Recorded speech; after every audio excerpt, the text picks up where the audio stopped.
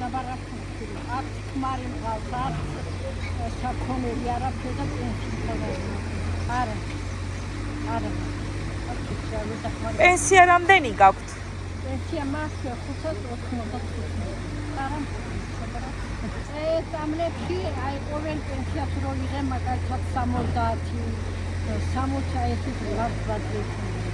გენოცხალერფი და ხმარება საქონელი მყავს. არაფერი. მარტო მაგეთი ეს რამაც.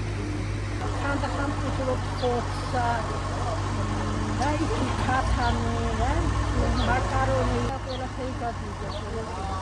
არა კიოცხა 10 ლარი. ძროხორებად მიწვი. ძროხა არ ყავს.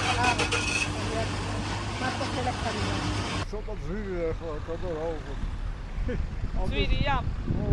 აბა ცოტა რა უყო. ახლა კიდე იმის მაგია დრო ფასი დავაკლებოთ თუ ემატება. ან ფასები ძვირი არ არის წამლების? ცოტა კი ძვირია, პენსიონერს მაინც არ ყოფნის ყოველ დღე წამალი სჭირდება, მაგრამ რა ვქნათ. წამლოთ ვერაფერს ვერ ვიქნებით. 400 ლარიც არაფერი არ არის პენსია. ნუ ყოველ დღე წამლებზე ვარ დამოკიდებული. ყოველ დღე დიაბეტიანი წამლებზე ვარ დამოკიდებული. აი თქვენი პენსია ყოფნით საკვებში? წამლებში არ ყოფნის და საკვებში როგორ ვეყოფ? აი რითი ცხოვრობთ?